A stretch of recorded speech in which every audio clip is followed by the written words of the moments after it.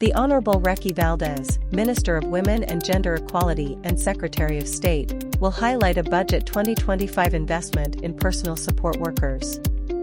A media availability will follow the event. Time 5:30 p.m. Location, Philippine Canadian Centre of Manitoba 737 Keewatin Street Winnipeg, Mani. Museums protect our history and celebrate our culture and diversity by fostering knowledge and inspiring pride and creativity. Investing in cultural spaces brings communities together and strengthens our economy and our identity. Today, Chris Biddle, Member of Parliament, announced funding of $200. Media are invited to C-SPAN's Vancouver shipyards. The Honourable Melanie Joly, Minister of Industry, on behalf of David J. McGuinty, Minister of National Defence, will celebrate the acceptance of the Canadian Coast Guard ship Naluk Napaluk. Media must register by November 12 at 4 p.m. PST. Please send. Budget 2025, Canada's Strongies our plan to transform our economy from one that is reliant on a single trade partner to one that is stronger, more self-sufficient, and more resilient to global shocks. This budget is a plan to enable $1 trillion in investments over the next 5 years. This is a Plan FO. The Government of Canada is building the strongest economy in the G7, an economy rooted in Canadian workers, Canadian materials, and Canadian innovation. As global trade becomes more uncertain, we are choosing to build our strength at home. Last September, the Prime Minister, Mark Carney, announced a notes this event is for accredited members of the press gallery only. Media who are not members of the press gallery may contact pressers 2 at parliamentgc.cafe or temporary access. The inmates' next of kin have been notified. As in all cases involving the death of an inmate, the Correctional Service of Canada will review the circumstances. CSC policy requires that the police and the coroner be notified. Bienvenue Olivier Ntumba, Member of Parliament for Mont-Saint-Bruno-Lacadie, invites media representatives to visit a Longueuil business that specializes in the design, manufacture, and marketing of lifting solutions for assembly plants. He will take the opportunity to highlight a said financial contract. The ministers discussed the importance of the defense and trade relationship between Canada and France to meet the challenges of today's world, including through the promotion of industrial collaboration. In particular, they underscored joint efforts to strengthen transatlantic security, deepen DEF. Media representatives are invited to visit a business that specializes in the manufacture of custom-made stainless steel furniture along with Stéphane Lauzon, Member of Parliament for Argenteuil-La Petite-Nation.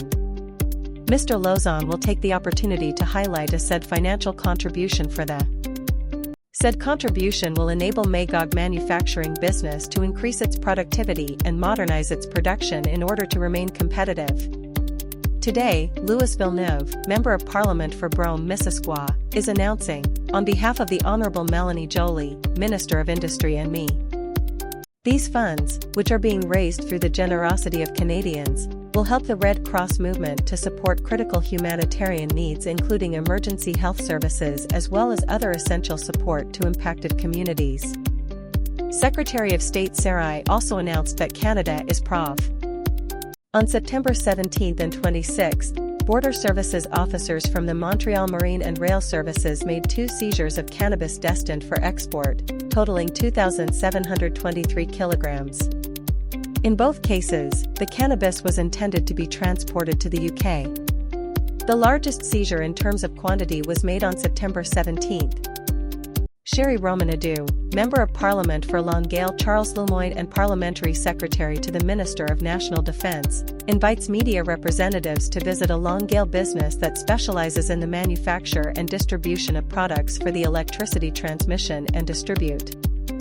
Budget 2025, Canada's Strongies our plan to transform our economy from one that is reliant on a single trade partner to one that is stronger, more self-sufficient, and more resilient to global shocks.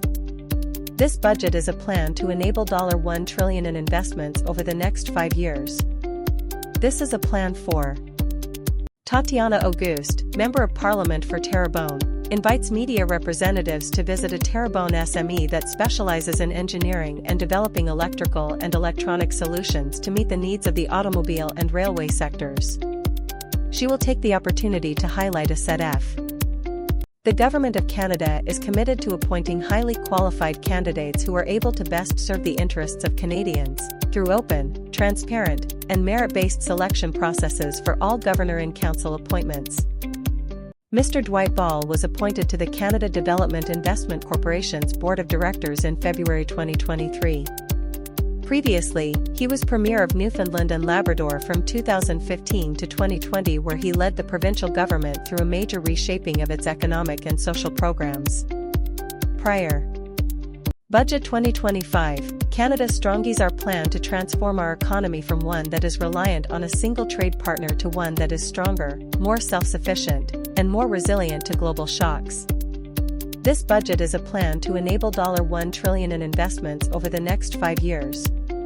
This is a plan for changes in the global trading system are causing massive disruptions and uncertainty for Canadians. The world has changed, and Canada's economic strategy must change. Budget 2025, Canada's Strongies our plan to transform our economy from one that is reliant on a single trade partner to one that is strong.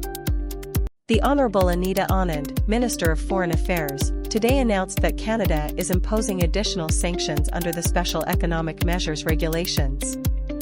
Canada's new measures further increase the economic costs on Russia for its unprovoked and unjustified invasion of Ukraine by Targety. Caroline Desrochers, Member of Parliament for Trois-Rivières and Parliamentary Secretary to the Minister of Housing and Infrastructure, invites media representatives to a press conference followed by a tour of a business specializing in the machining, manufacture, reconditioning and assembly of HEV. Toronto, Ontario, on November 13, the Honourable François-Philippe Champagne, Minister of Finance and National Revenue, will participate in an armchair discussion at an event hosted by Canadian Club Toronto.